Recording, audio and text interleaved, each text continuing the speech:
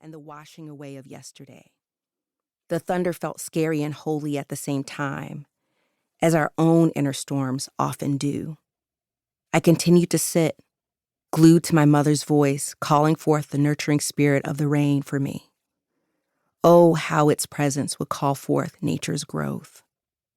Decades later, on a crisp, wet January morning in 2018, I would find myself standing beneath the rain's guidance, palms open, requesting that just as nature experienced her renewal, I would too. I'd miscarried for the second time. As the spring rain poured outside my home, I recalled the days of my youth, sitting at my mother's feet.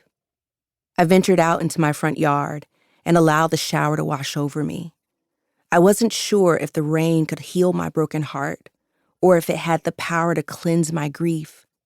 However, I knew what it could do for the daffodils, the California succulents upon my doorstep, and the sun-scorched grass that needed its care.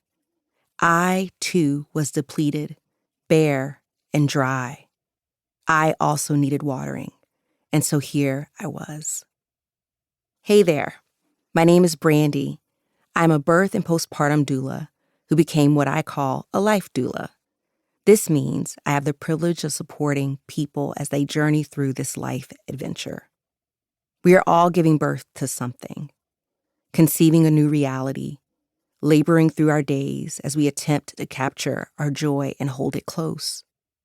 A doula is quite literally a person that guides and supports people through various life transitions, be it literal birth, postpartum, or death, or a figurative rebirth of oneself into our next path. I help people as they learn to capture said joy, transition through the various rooms of life, and cultivate their highest selves. Over the years, I've worked with many clients, and what has remained true is that we all, no matter the room of life we find ourselves in, want to go from simply surviving to thriving. But it takes work to get there. Work we'll do together, here to get you to more joy, to a life that thrives. What's the difference between surviving and thriving? Survival is instinctual. We all want to live. It's in our bones to reach for the sun and oxygen to fill us with life. But thriving is different. It feels different. Thriving is the intentional gathering of all things possible and creating the best case scenario for growth. It looks like using what you have and fearlessly creating more. It's asking yourself, what do I need for the present journey and the road ahead? Thriving is a rebellious middle finger to the expectation, societal or internal, that we must only exist, sacrificing our experience here on earth. Simply put, I describe thriving as our will to live and breathe and taste life fully, savoring it on our tongue, leaving us full in our belly. My hope is that with the stories and lessons nestled in this book, you find ways to thrive in the spaces of discomfort. That's been my life's journey. As a life doula, I've witnessed 4 great labors that we all must move through.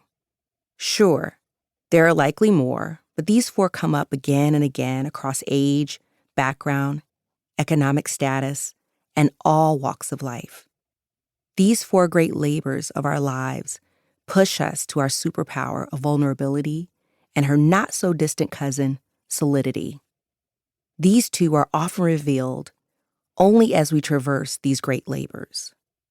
However, we can sometimes get stuck in the struggle of it all if we get into a pattern of only weathering life's storms as they pass over us, instead of giving ourselves precisely what we need as we birth ourselves through to the other side. Okay, I know you're probably wondering what these 4 great labors are. First, there is the labor of our relationships. Whether familial, platonic, or romantic, I've learned that relationships can be our most extraordinary hardship or a teacher. And when we've yet to really unravel how intimacy and our unhealed wounds play a part in our relationships, we risk not experiencing the freedom of a healthy relationship with ourselves or those around us. The second great labor concerns our mental health.